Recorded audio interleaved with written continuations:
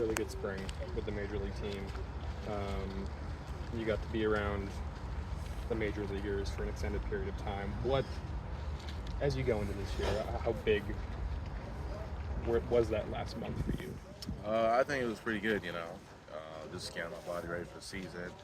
Just taking it day by day, at bat by at bat, just trying to figure some things out to play and then defensively and, just trying to make some adjustments throughout. And I think it's run pretty good, and I'm pretty ready for the season, Ready to get started on Friday and ready to play. You had so we talked about you and Hickory last year and slow start, a little in your own head. Why do you feel like that won't happen this year? What have you learned? What growth wise, Yeah, I think it was more like results based, because I wasn't playing good. I'm not gonna be feeling good, and if I did do good, I'm happy now. I think it's a little bit more staying even, staying even keel, no matter the results. Just happy to be here, happy to play. Just not taking it any day, just taking it day by day. And I think if I do that, it's gonna be pretty good. And I think I did that in spring training a lot this year. Just not like worrying so much about the results, but more about the process. And I think that's gonna be the main thing this year. Is that something that you learned from being around big leaguers like Marcus Simeon and guys who have been there so long and just kind of picking up, how they approach the game and just saying, okay, that worked for me too? Oh yeah, those guys up there, like you don't really see them get frustrated during spring training, or rarely during the season, because it's a long season. It's 162 games up in the big leagues, 130 something down here in AA. So you have a lot of time to figure some things out, and you'll have more bad days than good days.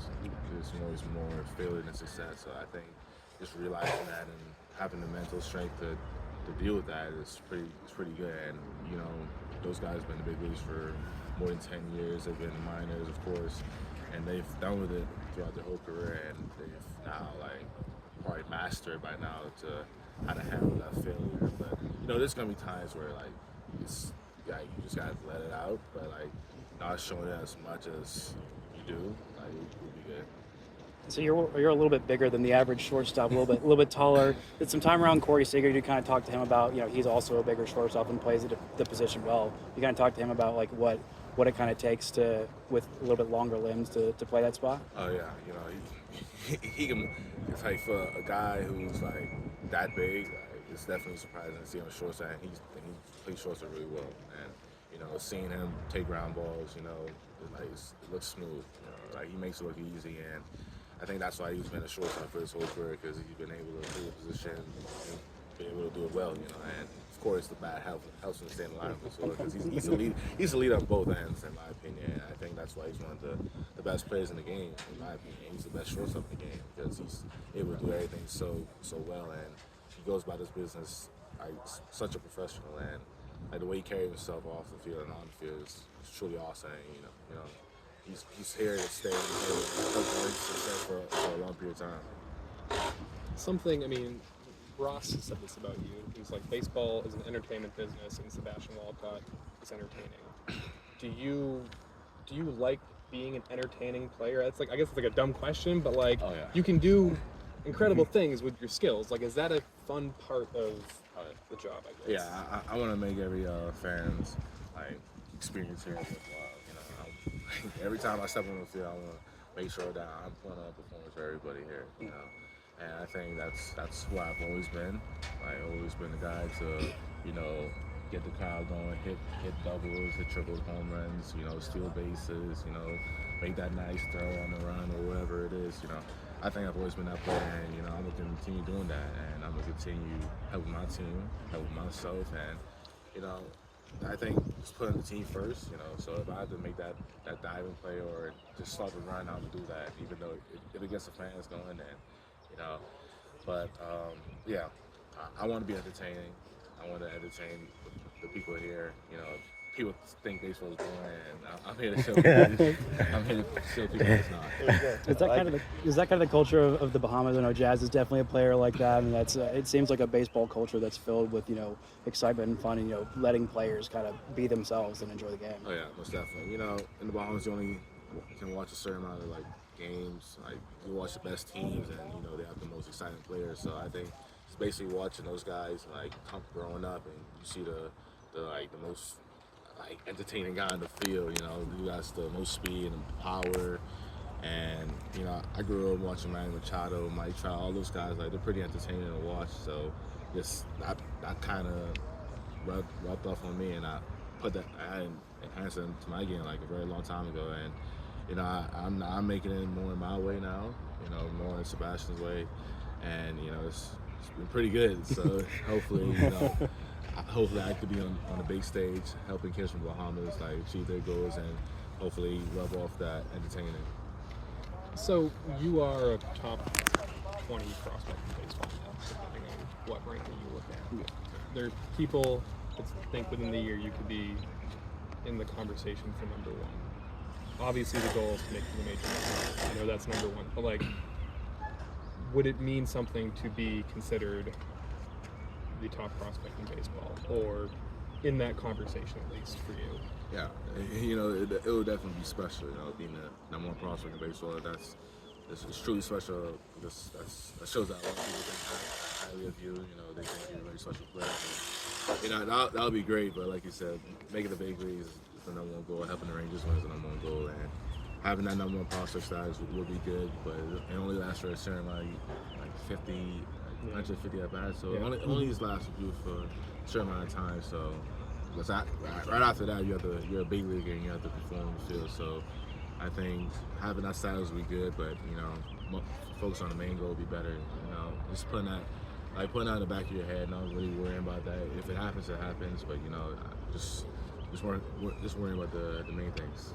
I mean, the last teenager you've talked about, your goal to make the major leagues this year, and I think the last teenager to make the big leagues was Juan Soto, and the last Ranger to make the big leagues as a teenager was Jurickson Profar back in 2012, 2013. What would it mean to you to be that next teenager to make the big leagues and not just make it, but hopefully thrive? It would be awesome. Being a 19-year-old to be in the big leagues, that would be awesome. It's very rare, and just being in that group of Soto and Profar, it'll be definitely special. You see Soto and you see Profar had an all-star year last year, and you see Soto has been one of the best players in baseball and just had the highest contract in MLB history. So, being in that conversation will be good. And, if I get to the big leagues, I think we all know the main goal is to help the Rangers win the World Series. So I think having that mindset throughout the whole year, just winning. I think that's the main mindset this year is focus on winning and focus on becoming a better player, better teammate for everybody around here. Because I think that's everybody's main goal: become better people, better teammates, and winners at the end of the day. Because that's what everybody cares about, and championships is the main goal. And I think that would forever be the main goal until I retire. So. But 19 would be awesome. Plus, if you do it this year, the Bochy pattern of every other year World Series, you get your first ring this year, and then you work on the second one next year. Yeah, we're gonna try to break that. This spring, which of your teammates, minor league teammates, prospects, impressed you the most? We all know about Ozuna. Ian Mahler, he's had a tremendous spring. Compared to last year, his swing is looking much better. Everything's looking much cleaner. Cam Cauley, he's looking pretty good. He always does. I think everybody's made improvements, and everybody looks better than last year. I think that's the goal for everybody. Just become better from what they was last year. And a lot of our teammates, they're ready to perform this year. And I'm ready to perform. I'm ready to put on the show. And I think everybody's waiting for us to play. Friday's a big day for everybody, opening day. And, I'm just ready to get the season started, show everybody what the first quarter is made of. One more? Your manager talked about positional versatility of learning to play a bunch of different positions. Obviously, the Rangers have a pretty entrenched middle infield at second and shortstop with Seager and Semyon and an all-star and Young at third base. You kind of worked it all about the defense in the outfield, or thought about maybe other positions? I know you're working really hard on the shortstop. Okay. I'm completely open to anything now. I'm a teammate. I'm a ball player. And whatever it takes to help the Rangers win another World Series, I'm completely open. I could be in right field, center field, left field. I could be at first base. It doesn't matter. I'm willing to help the Rangers win. I'm willing to help myself and willing to help my teammates to my left and my right win a World Series. You know, I'm trying to become a better person, like on the field. You know, help my teammates. Like, if it helps them get more at bats, if it helps a person get more at bats, then so be it. You know, and if it gives us the better chance to win, then I'll do anything, you know, because I think everybody in the clubhouse, especially in the big leagues, their mindset right now is win a World Series. And you see Josh Smith playing every position but pitcher and catcher. He's dedicated to win another World Series, and you know, guys like Ezekiel Duran willing to play other positions. So it definitely shows a testament to what we are, what we're made of, the Rangers. And you know, if I have to play another position, so be it. You know, I'm not completely closed off to any other position, you know. But right now, the main position, of course, is shortstop, and you know, I'm working to become an everyday shortstop. But if I have to play a position for one day or a couple days, then that's fine with me. Okay. Thanks, So no catcher.